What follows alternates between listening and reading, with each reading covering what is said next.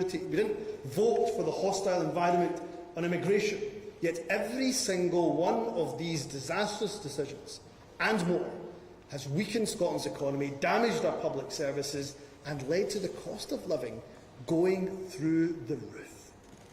That is why we need to work harder than we've ever worked before to ensure that Scotland regains her independence, so that in the future every decision about Scotland is made by the people who live here.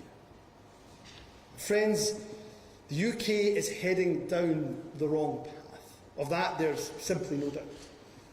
What is worse is that there's this unhealthy cosy Westminster consensus. Our MP colleagues will have noticed that when they're down there in the House of Commons. That cosy consensus between UK-based parties over the last few years. One which meekly accepts a Westminster economic system that has failed too many, caused so much suffering, and refuses to acknowledge that a better future is possible. And where is that cosy Westminster consensus leading us to? It leads to Labour and Liberal Democrat politicians who once warned that Brexit would be a disaster. They're now rolling in right behind it. Despite the evidence, of course, telling us, showing us, demonstrating that it has been a complete and utter unmitigated disaster. What else does that cosy Westminster consensus lead to? It leads to a Labour Chancellor in waiting saying she will maintain Tory spending cuts. Just at the moment, the country is crying out for investment in our public services. What else does it lead to? Leads to a Labour Health Secretary in waiting, promising he will, in his words, hold the door wide open to private sector involvement in the NHS. It leads to a Labour leader saying that he'll keep abhorrent Tory policies like the rape clause and, in his words, apply them more fairly. And friends, it leads to the grotesque image of Labour frontbenchers losing their jobs after they dare to support striking workers in a picket line, or when they back SNP calls for an immediate ceasefire in Gaza. The people of Scotland deserve so much better.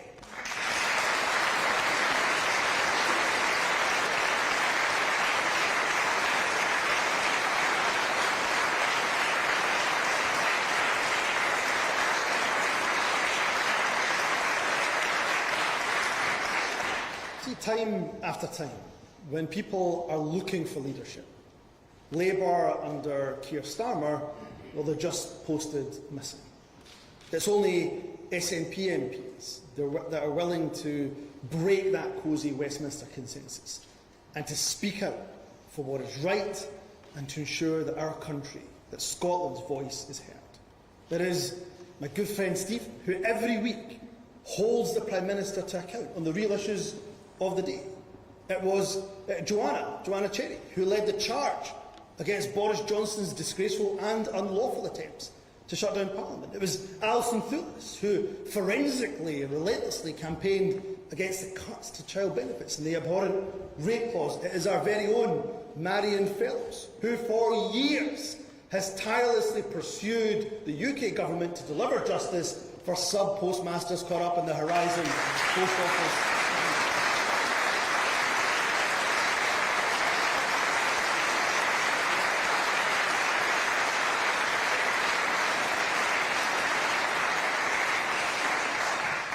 It is SNP MPs who repeatedly demand real action to tackle the cost of living crisis. It is SNP MPs who have demanded time and time again bold and ambitious action to tackle the climate emergency, while both Tories and Labour turn their backs on the most pressing of issues. And friends, it was the SNP who had the moral courage, the moral clarity to demand an immediate ceasefire to stop the ongoing killing and the ongoing bloodshed in Gaza. And on these, so many other issues, it is the SNP who have spoken out for what is right, crucially, who have spoken up for Scotland. Why? Why do we do that? We do that because it is who we are. These are our values. I believe they are Scotland's values. It's our core belief that decisions about Scotland should be taken by the people of Scotland. For Labour and Tories, it is Westminster that should have the final say. And that is the fundamental choice before the people of Scotland. You can elect a Labour MP who will stand up for Keir Starmer and Westminster. Or you can elect an SNP MP who will stand up for Scotland and ensure we are not ignored.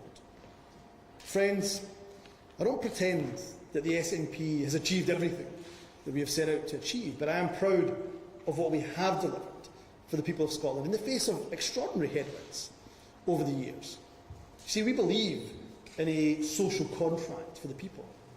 One where, yes, we do ask those who earn the most, like the top 5% of earners in this country, to pay a little bit more income tax. But as a result, everybody gets more back.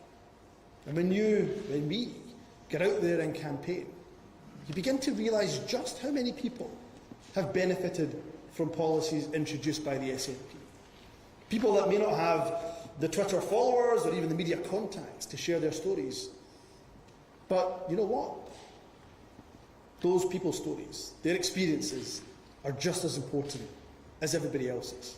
The 90,000 children lifted out of poverty and having their life chances improved thanks to measures that we have introduced, such as the game-changing Scottish Child Payment. What about the tens of thousands of young people attending some of the world's best universities right on their doorstep without paying a single penny in tuition fees? Or the thousands of parents, particularly women, who can go out to work every day thanks to the SNP's transformational investment in free childcare provision? Or the millions of people receiving prescription medication for free?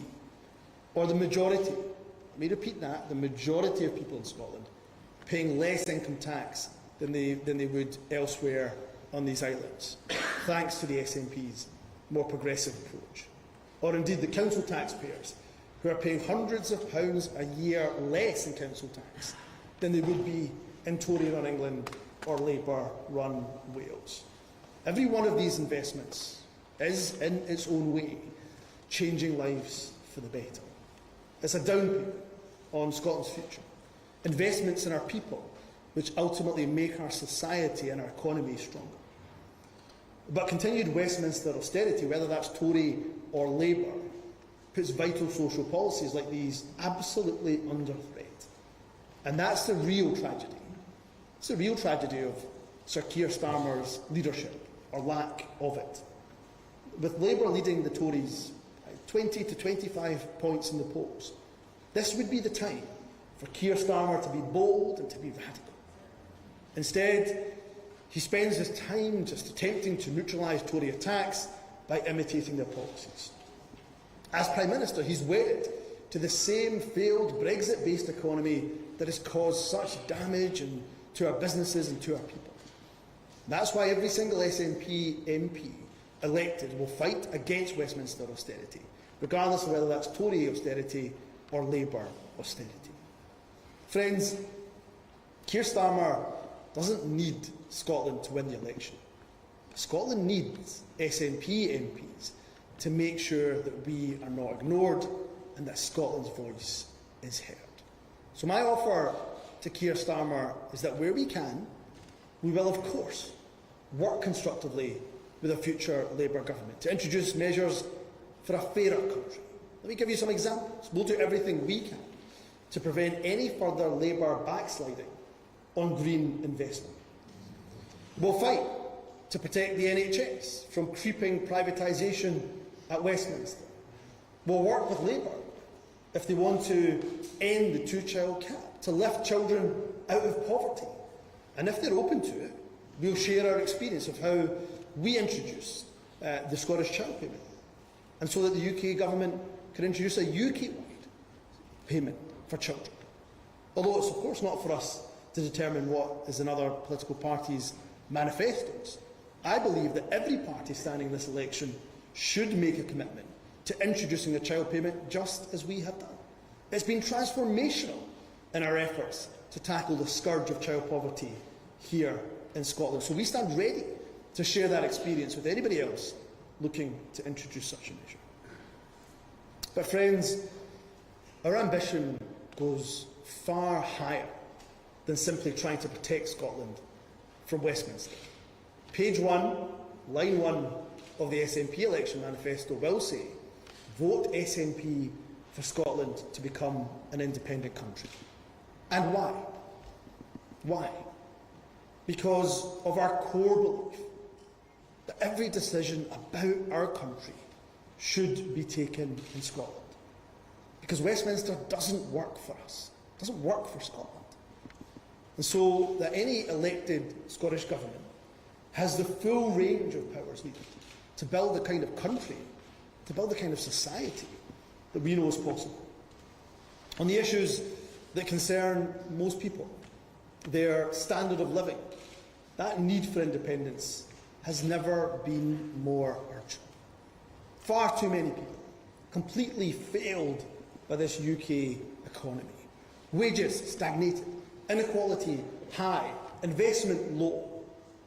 And both Labour and the Tories are committed to that Brexit-based economy, no matter what the cost is to Scotland. So on this most important of concerns, the economy and living standards, both Labour and Tories are offering more of the same. Economic decline, but still decline, even if they manage it more competently. So for Scotland, it doesn't have to be that way. We have so many advantages. We all know that. Massive renewable energy resources, world-leading universities, brilliant industries, our food and drink sector, advanced manufacturing, tourism, wonderful creative sectors. I could go on and on. And when we look at independent countries in Europe that are like Scotland, what do we see? Countries that are far fairer than the UK. Countries that are more prosperous, more wealthier than the UK, more productive than the UK.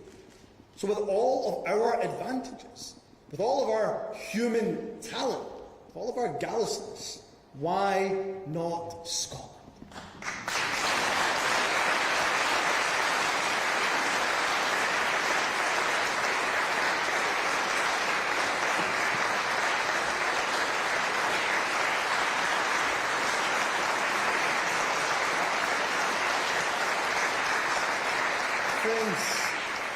Friends, given Westminster's economic failure, we have a duty to set out the case for a better future for Scotland. This election, it represents that important moment for Scotland's independence. Keir Starmer will use every single vote for Labour in Scotland as a vote against independence. He will argue that every vote for Labour is a vote of confidence in Westminster control. So the message is very simple. If you believe that decisions about Scotland should be taken in Scotland, if you believe in independence, then you must vote for the SNP. If you want to see an independent Scotland, you have to get out and you have to vote for it. It's up to us in the SNP to win your support for that cause. That's exactly what we intend to do. Friends, this is going to be an exciting campaign, exhausting, I can promise you, like every election campaign that we fight, but an exciting one. It's one that I'm looking forward to. I know you're looking forward to as well.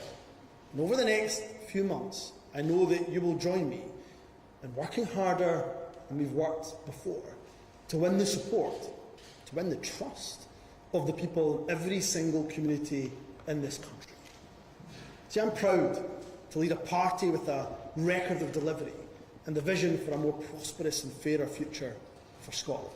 I lead a government and a party that stands for what it believes in. We're guided by our values. We're guided by our compassion. We're guided by our unwavering commitment to always put the interests of the people of Scotland first and foremost. And if we do that, we take that message to every single doorstep in the country, then the people will continue to place their trust in us. So let's take that message to every doorstep, that there is a better alternative to the misery of broken Brexit Britain.